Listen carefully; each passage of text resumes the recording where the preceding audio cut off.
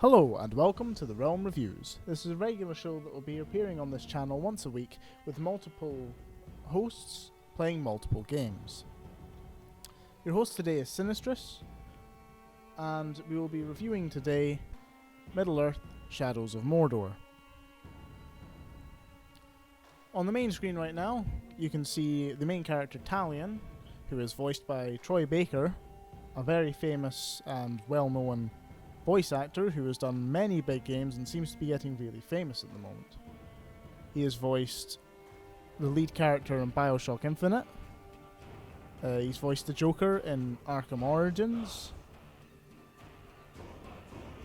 And is voicing Talion here, just to name a few. The first thing you may notice is that the textures on this game aren't the best. They are nice, but they could be better. You'll see around the fluff on his coat and on his hair, it just looks like there wasn't enough attention drawn to it. That's nitpicking, because all in all this game is fantastic from what I've played. And I've played about 8 hours of this. So, we'll get right into it. As rivers flow and waters flow, as oceans settle in port of calm, your journey onto white shores glide, and there you'll settle in with pride. And to the rangers who are not Gondor, may your spirits find peace ashore. And to wife and son and king, may those banks bring bliss with you. A lovely little speech there by Talion. Whenever you jump in on a save, you start on the top of a forge tower. These work in the same way as the radio towers worked in Batman Arkham Origins, in the sense that you have to discover them and they become fast travel points. And they also unlock new missions around the surrounding area. Ooh, I've not seen one of them before. You get multiple creatures in this game. Now, one of them you can see down there, which you can mount. Now, I don't have the skill or the level to mount those yet. You actually need to play the game for quite a while before you can gain anything close to that. So, we'll take a jump down. You don't take fall damage. And let's display the combat. The combat is very much, again, like the Batman Arkham series in its free flow and smoothness, with your mainly relying on counters and special abilities and chaining combos. So let's see if we can sort out some Uruk here and finish them off. You get some brutal executions as well if you can pull off a combo of 8 and press F at your nearest target. You also get kills on the ground in the same way you did again in the Batman series. Your movement again is also very similar to the Batman Arkham series, and the climbing, though I haven't played Assassin's Creed, is fairly similar from what I've seen. You'll also notice there that you can jump like a damn kangaroo in this game, which, as far as I'm aware, a ghost doesn't give you the ability to do that. Let's go free some slaves. So, the Uruk have captured humans and made them slaves to work. And the only real story you get behind that so far, there is a far deeper story to it that I just haven't gotten to yet. But so far, it just unlocks little missions which will give you either further information on captains or war chiefs. And that's really about it so far. So, you've seen a look at the what on earth is with the side of his hair? That's a bit odd. You've seen a bit of the combat and the movement. You also get ranged combat, which we'll show off here. Your ranged combat is done by your Wraith, and you can charge up a shot. One shot to the head tends to kill most standard Uruks. You can charge it up and it does more damage, and you also have Wraith time, a can't remember what it's called. I think it's Wraith Time. Or Focus. No, it's Focus, sorry. What that does is that slows down time while you line up a good shot. But as you can see, it's only got a limited timer to it. You can also see at the bottom right of the circle that you have your ammo count. These you pick up from certain areas in the game or by pulling off certain combos that you can unlock the ability to get. So let's take a look at the upgrades and rune system. As you can see, you get different lines of upgrades, which are your tiers of power. Now you unlock power by killing war chiefs, captains, generals, and high-ranking Uruk. And it takes a lot. You have to kill a lot to level these up. And I've been playing for 8 hours, and I have unlocked half the tree. But all I've been doing, really, is killing these guys. So if you focus the majority of your time on getting these upgrades so your story missions will be nice and easy, you're going to be spending a lot of time on it. And you're going to be enjoying it because the combat is nice, the enemies are fun to fight rather than just being hordes that you get bored of doing the exact same thing over and over again. So before I get off topic and start going on about one of the other things I want to talk about, let's continue to have a look at the upgrade system. You gain an upgrade point per level, and you gain another branch on the tree by raising your power. So you've got to do quite a lot just to get attributes. And as you can see, there are some with golden padlocks on them, even in the areas that I have unlocked. Those are ones that are story mode specific, so you have to get to a certain distance in the story before you can unlock them. All the ones with white padlocks are ones you can unlock with ability points.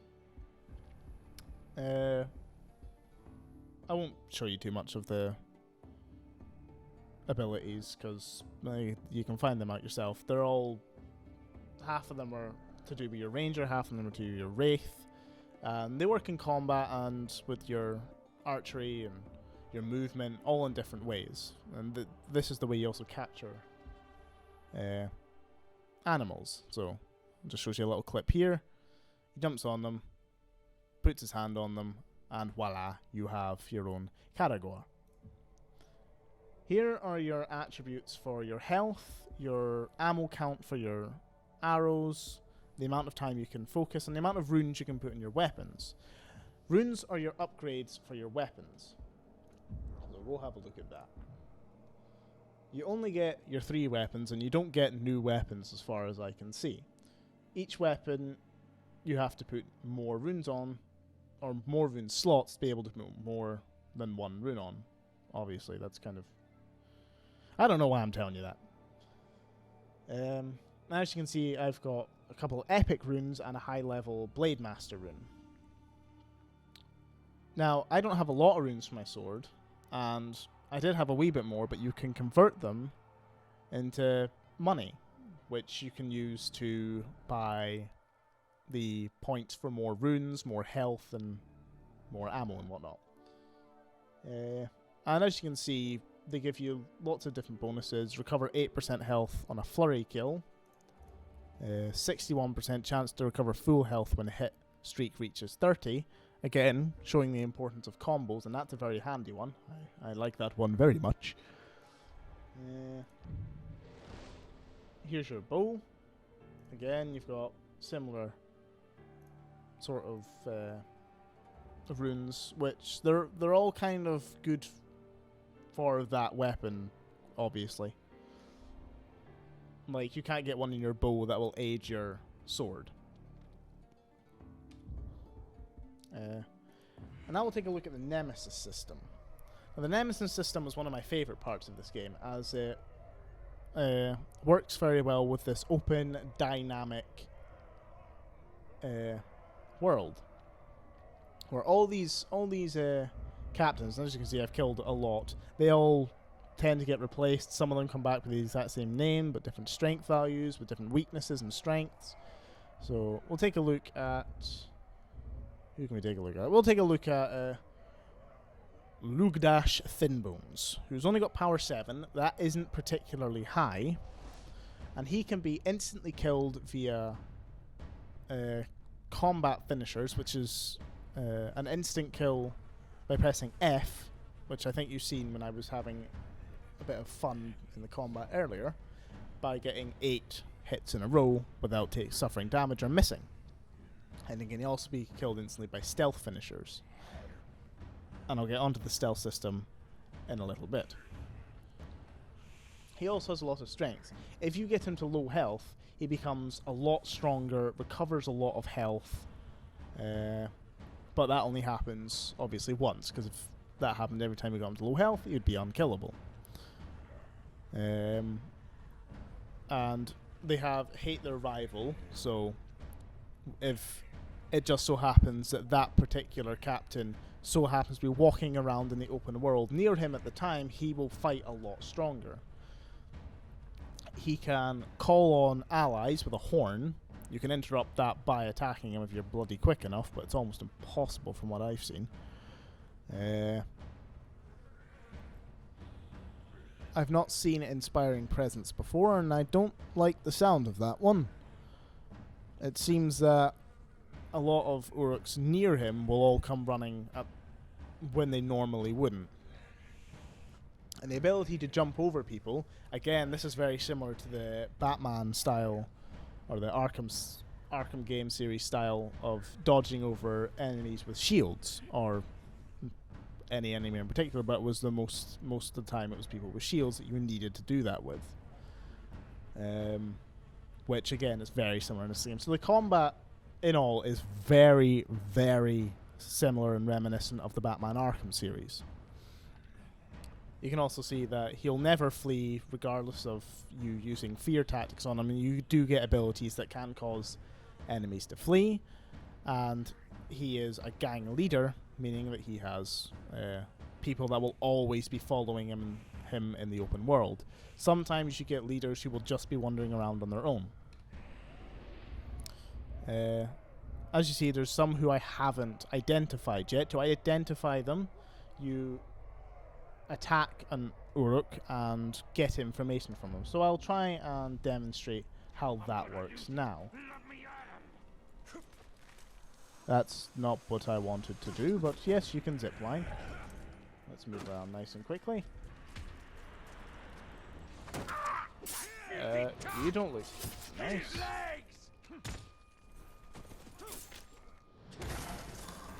So if I kill him,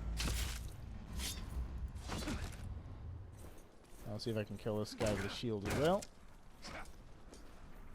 We'll see. We'll jump over him.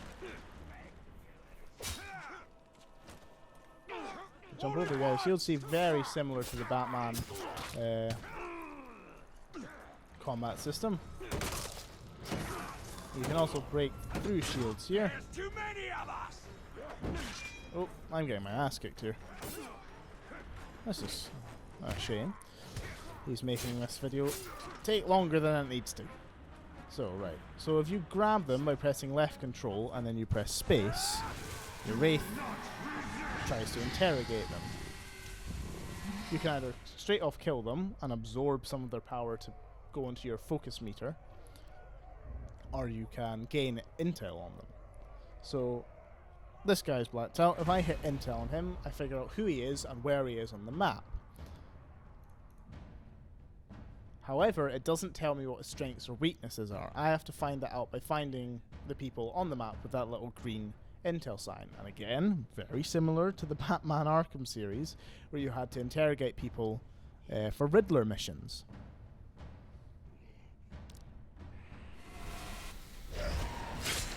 And once you've interrogated them, you brutally murder them. There was a brawl between some of the other prisoners, and I just started running. I hate to think what happened to them. You also get a lot of side chatter going on from many different NPCs. You can get the slaves talking, or you can get the orcs talking, who do sound a lot like the orcs from Warhammer 40k. I don't know if that's a coincidence or if that's what people think orcs sound like. I don't know. each to their own.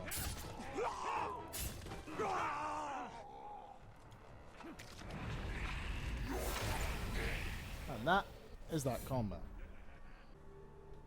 As far as I've seen, the story mode in this game is very well done.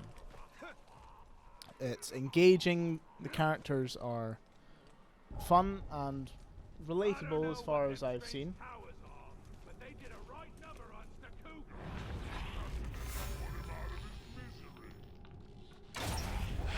Oh, I just shot him in the ass. One of the other things you can do is this, which is Wraith Vision. And you can use this to identify and find war chiefs and captains and the like. Let's see if I can go find one. And it also shows you object of interest. So that cage can have a beast inside it. And I'll go show off the stealth system right now. Run up and you just simply attack him, shiv him in the back, and break his neck.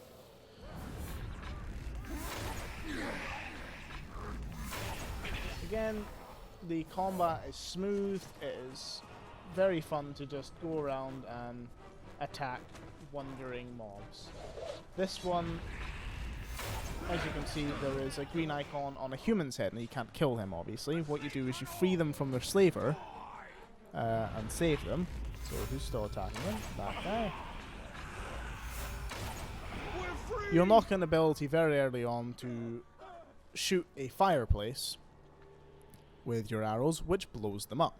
You also become immune to fire and explosive damage, and it kills a very large number of enemies around them. So this person's saying, talk to him.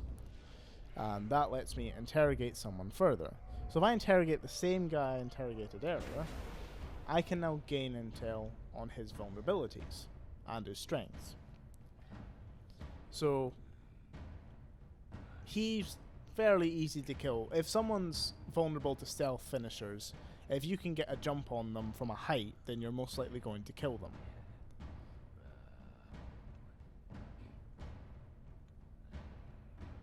Wow, this guy's actually pretty piss poor. Although I've never seen a fat one be a fast runner before. So you don't have to find particular people for particular intel on particular characters. As long as you find someone with that green icon above their head, you can get that type of intel on any of the captains or characters that you have knowledge of. So if you have the knowledge of who they are and where they are, then by finding one of the people with the green icon on their head, you can find out their weaknesses. Nothing here. Must have been hearing things. I was hoping for a fight too. Again, some lovely angry British orcs, as you do tend to get from most games who have orcs in them these days. So overall you can see that the graphics are very nice, but the textures are quite low. So if I go down to the ground here, you can see that it just looks piss poorly done. An intruder!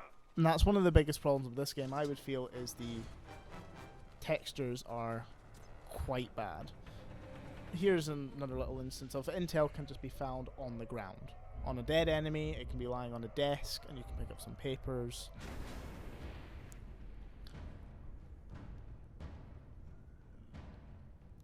And many different ways to get the intel. I heard killing the Grave Walker means an instant promotion to War Chief. But as you can see, the textures of the grass is quite nice, but of the rocks here, it just looks like it was a rush. Now I can see why on a big open world scale that you might need to have lower textures, and it is a bit nitpicky to say that looking at the ground the textures aren't great. I'm running this on high everything, so this is probably as good as you're going to get it, because they haven't actually released ultra level detail yet. Not too sure why you get the option, but it was in some of the game news just after it came out, or just before it came out, that you wouldn't be able to access ultra graphics. If you have it set to that, you just get it put to high when it's actually in game.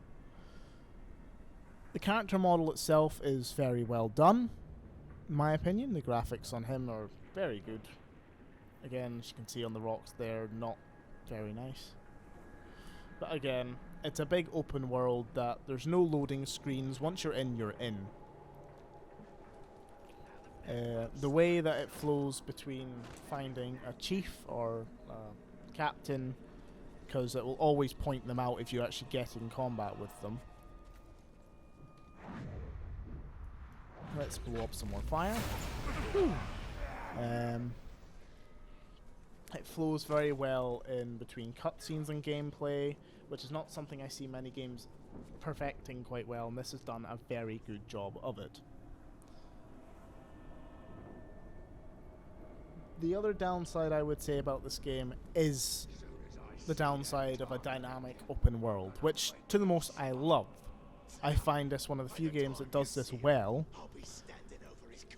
and I suppose this kind of comes with the turf, but if you have big, powerful characters that are able to just walk around freely, some tend to stay in strongholds, others tend to wander the plains of Mordor. And I've had this happen before. 3 of them in one place all attacked me. I attacked 1, and 2 more just kind of happened to be there that I didn't notice.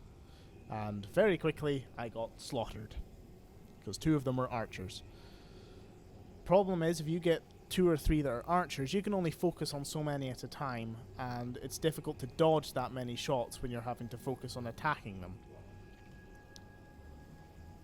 So the only problem I would see with it is that the difficulty can spike immensely, because you could just be unlucky and have a lot of war chiefs in one place, or a lot of captains in one place. Oh. Big brutal beastie somewhere. So let's see if I can show you how you capture these. Nope, maybe not. I don't think we're going to reach it. You've got to be able to get a height on them. And that's one of the problems I see, because you can't assail this rock, which would have been nice. And those beasts are actually quite a threat.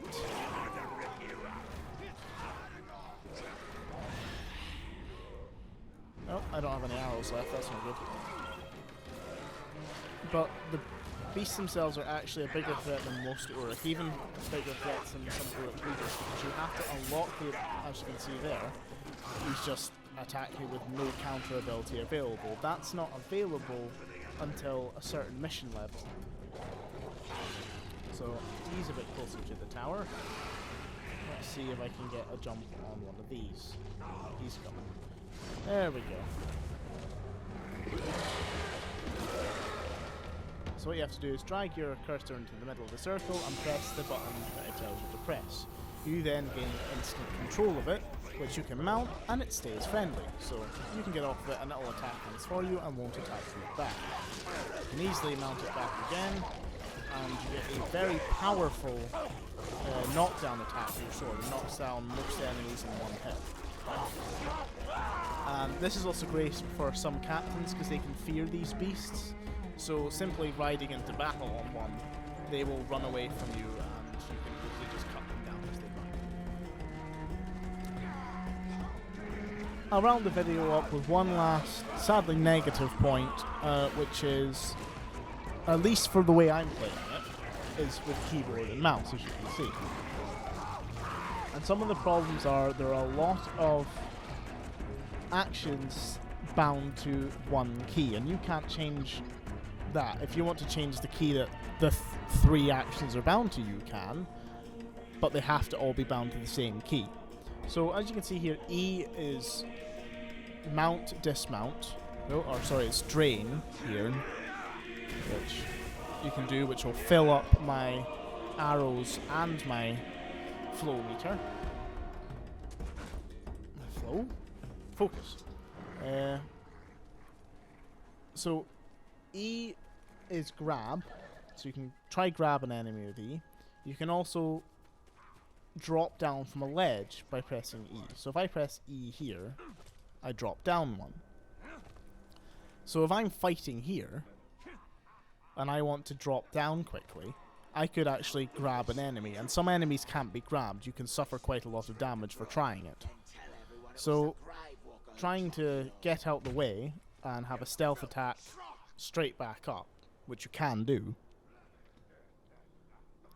is difficult because it's bound to the same key. And maybe that was the point of binding them to the same key, so you couldn't do things like that so easily anyway. And it's bound to something else. I can't remember what it is, frankly, at the moment.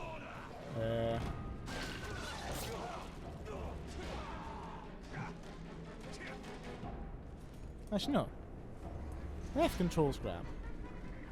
E is to absorb energy from them, like you see me do from that beast.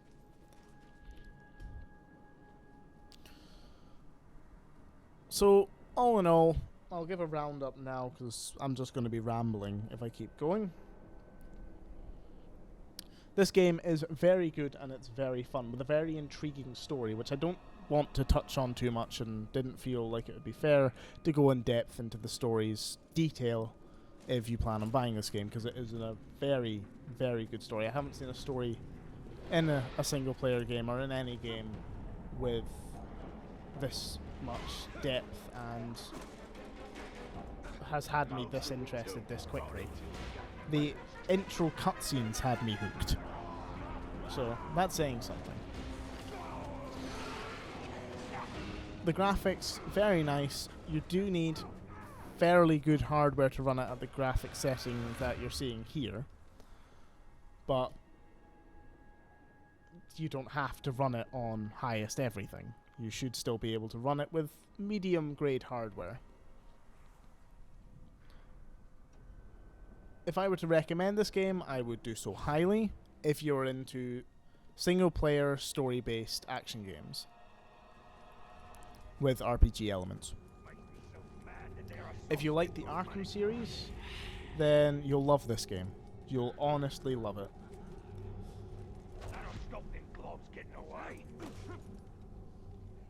I think that's all I really have to say on the matter.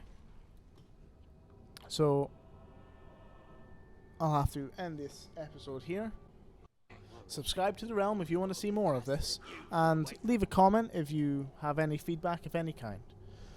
Thank you very much for watching. I'm Sinistrous with The Realm, and this was Middle-earth: Shadows of Mordor.